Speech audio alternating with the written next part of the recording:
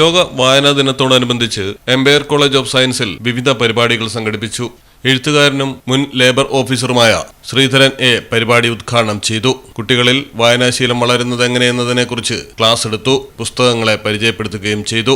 Health science director Vishakhunni അധ്യക്ഷനായി. Vice principal Ranjusha K V സ്വാഗതം പറഞ്ഞു. College registrar T V Sreekumar, academic director Suhana, Malayalam അധ്യാപിക ബീന തുടങ്ങിയവർ ആശംസകൾ അർപ്പിച്ച് സംസാരിച്ചു. കോളേജ് ലൈബ്രറിയൻ അമൃത നന്ദി പറഞ്ഞു.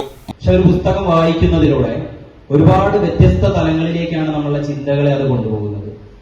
വ്യത്യസ്തങ്ങളായിട്ടുള്ള പുസ്തകങ്ങൾ നമുക്ക് മുന്നിലുണ്ട്. വ്യത്യസ്ത ഭാഷകളിലുള്ള പുസ്തകങ്ങളുണ്ട്. ഒരുപാട് നോവലുകളായി, കഥകളായി, കവിതകളായുള്ള പല പുസ്തകങ്ങൾ നമുക്ക് മുന്നിലുണ്ട്.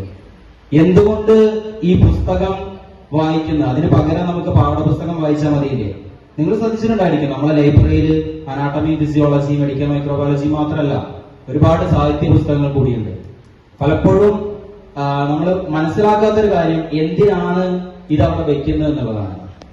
അതായത് ഒരു വായിക്കുന്ന ഒരാൾ, ഇവിടെ മേഡം സൂചിപ്പിച്ചതുപോലെ തന്നെ, ഒരാൾ ഒരു ജീവിതം ജീവിക്കുമ്പോൾ വായിക്കുന്ന ഒരു വ്യക്തി ഒരുപാട് ജീവിതങ്ങളാണ് ജീവിക്കുന്നത്.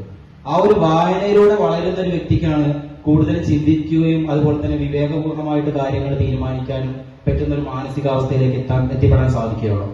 അതിനപ്പുറം നമ്മൾ എത്രത്തോളം അറിവ് നേടിയാലും ജീവിതത്തിലൂടെ മുന്നോട്ട് പോകുന്ന സാഹചര്യത്തിൽ ഒരുപാട് പ്രതിസന്ധികളെ തരണം ചെയ്യുമ്പോൾ ആ പ്രതിസന്ധികളെ നമുക്ക് തരണം ചെയ്യണമെങ്കിൽ നമുക്ക് കൃത്യമായിട്ടുള്ള നമ്മളുടെ ഒരു വിവേചന ബുദ്ധിയും നമ്മളുടെ അറിവും ആവശ്യമാണ്. Malayalam television, Malappuram.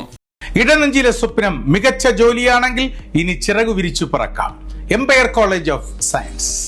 Empire College of Science, Moondal, Kuttipuram, Malappuram.